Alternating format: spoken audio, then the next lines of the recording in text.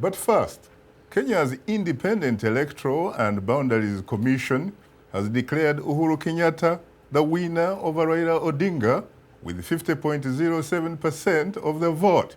But Odinga's Coalition for Reform and Democracy Alliance claims it has evidence of widespread voter irregularities. We have two reports. First, VOA's Gabe Joselow from the Kenyan capital, Nairobi. After days of vote counting, Kenya's Electoral Commission announced Uhuru Kenyatta has been elected the country's fourth president. Mr. Kenyatta came out on top with a razor-thin margin of victory. He beat out his nearest rival, Prime Minister Raila Odinga, with 50.07% of the vote, just enough to avoid a runoff. Mr. Kenyatta was born into a life of politics as the son of Kenya's first president, Jomo Kenyatta. He was educated in the United States and has served as deputy prime minister in the coalition government since 2008. One of the country's richest men, Mr. Kenyatta has pledged to ensure the country's rapid economic growth benefits all citizens. We want to know that our success will not be based on whether our economy has grown by 12 or 13%, but by the way we have reduced poverty and increased wealth amongst every single Kenyan in this republic.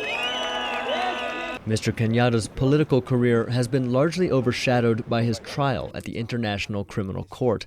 He and his running mate, William Ruto, are both facing charges at The Hague for their alleged roles organizing the post-election violence that followed the last disputed election in 2007.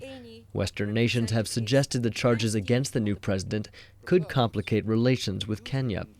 The charges have actually helped to unite Mr. Kenyatta's supporters against the same Western powers who they accuse of meddling in Kenyan affairs. The president-elect is to be inaugurated in the next 14 days or so, but the Constitution does allow room for legal challenges.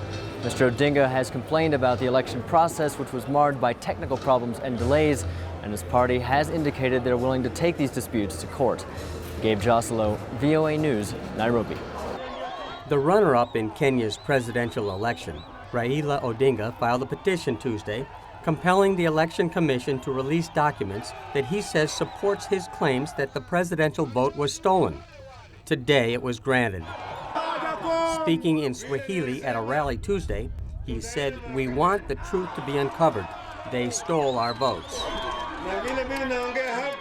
And earlier, the opposition candidate said, "We need to deal with the weaknesses in our electoral system. And we want to demand that they are rectified, because these elections unearthed very serious weaknesses within our electoral system, weaknesses which we thought we had dealt with in the past." President-elect Uhuru Kenyatta managed to narrowly avoid a runoff by winning about 8,400 votes more than the required 50%. 12.3 million Kenyans went to the polls. President-elect Uhuru Kenyatta.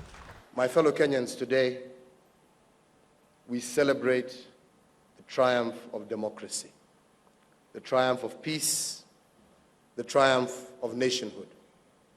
Despite the misgivings of many in the world, we have demonstrated a level of political maturity that surpassed expectations. Both candidates are calling for peace.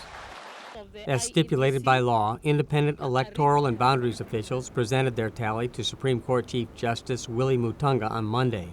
I confirm that the judiciary is ready to hear these disputes impartially, fairly, justly, and without fear, ill will, favor, prejudice, or bias, and in accordance with the Constitution and our laws.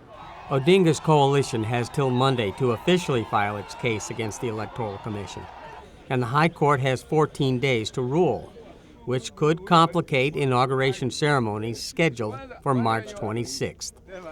Sisco, VOA News.